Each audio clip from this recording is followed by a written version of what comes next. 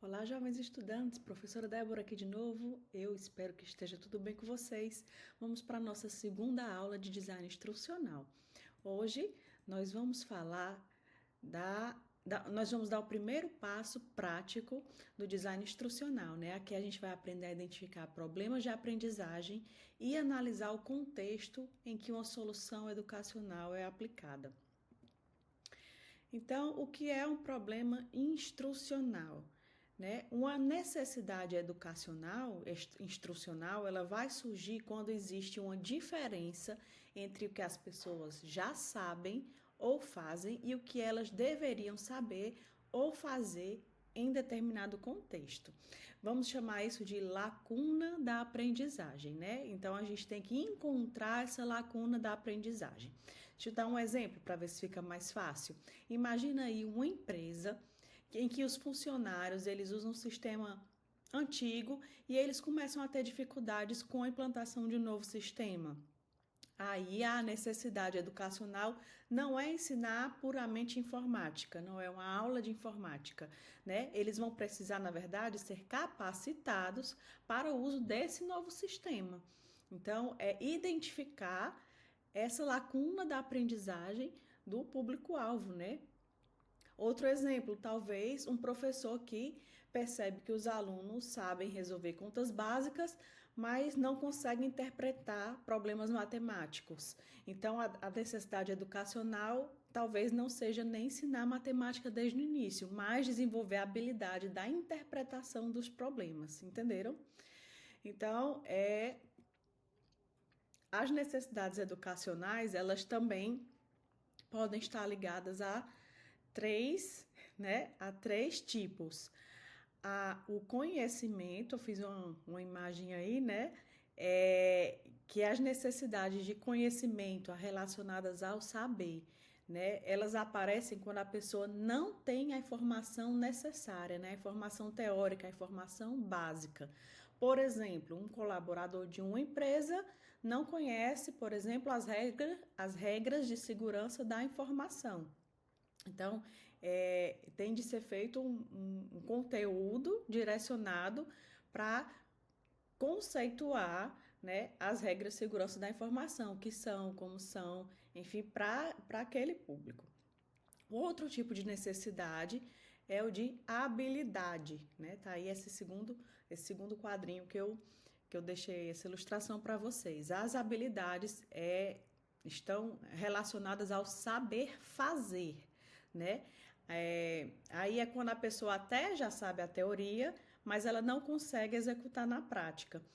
Como, por exemplo, outro colaborador dessa mesma empresa, né? Ele conhece as regras de segurança da informação, mas, por exemplo, na prática, quando ele abre o computador, ele não sabe configurar uma senha segura, né? Ele vai colocar o nome do próprio lugar, como a senha do Louvre era Louvre, né? Ou vai identificar, ou não vai conseguir identificar um e-mail de phishing, por exemplo, né? E vai clicar em links inseguros. Então, aí é a questão da habilidade, aí é pensar um curso prático, né? Um curso que desenvolva as habilidades práticas. E a terceira necessidade é a necessidade de atitudes, né? Saber ser, querer fazer. E aí talvez muita gente chama como cultura, né? Implementar a cultura, né? As necessidades de atitude, elas estão ligadas ao comportamento, à postura, aos valores e à disposição para agir. Nesse exemplo, esse colaborador ele já sabe as regras, ele sabe como fazer, mas ele não aplica no dia a dia por um motivo ou outro, por descuido ou falta de cultura mesmo, de ser cotidiano dele, né? Então, quando a gente identifica a necessidade, e aí percebe-se que ela está ligada ao conhecimento que tem que ser aplicado naquela formação, né? Se ela vai ser uma necessidade de conhecimento, de habilidade ou de atitude, a gente consegue planejar melhor as estratégias adequadas para o ensino da aprendizagem.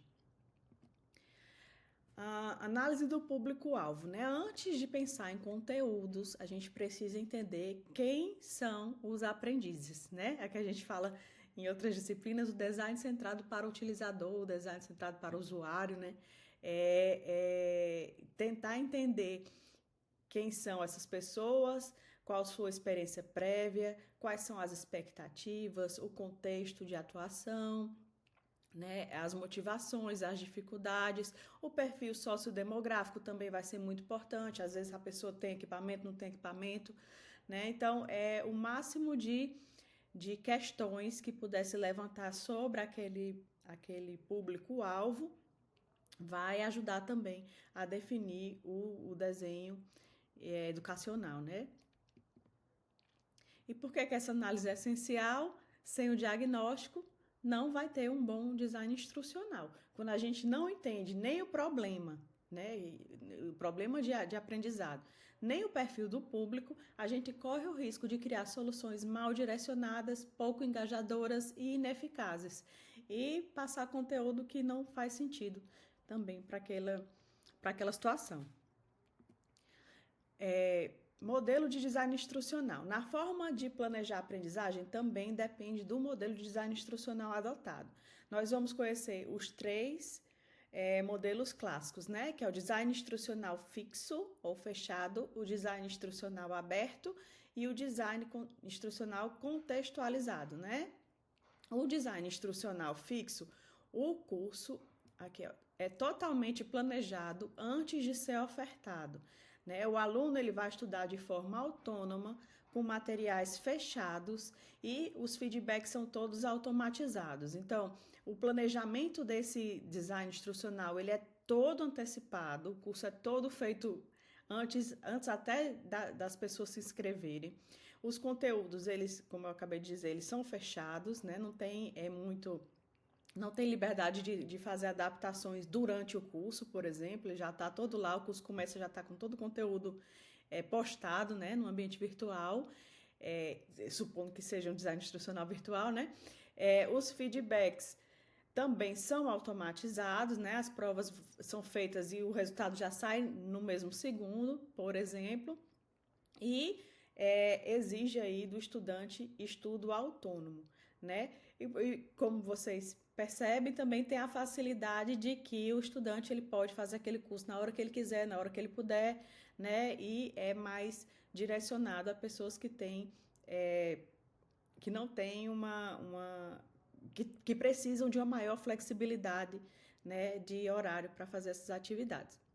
No design instrucional aberto, o foco ele já está na interação entre as pessoas, né? O professor ele vai mediar o processo e as atividades elas podem sim ser ajustadas conforme o curso acontece, né? Pode ser acrescentadas atividades, retiradas atividades, o conteúdo também pode ser ajustado à medida dos estudantes.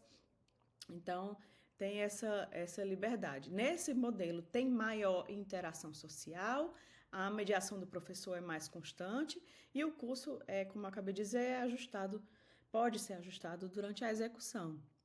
É um processo natural, inclusive, por mais que se apresente um planejamento no início do curso, ele pode sofrer ajuste sim.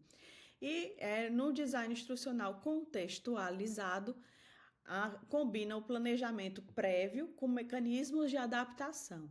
Né? As regras de personalização já são pensadas antes, mas o percurso também pode se ajustar conforme o perfil dos estudantes. Tá? Então, esses são os três principais modelos clássicos de design instrucional.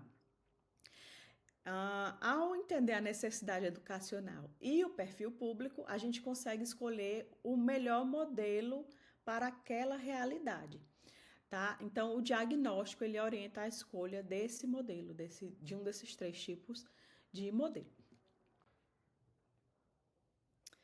Bom, então, é isto que temos para essa semana. Espero que tenham aprendido coisas novas até aqui. Um abraço, até a próxima semana.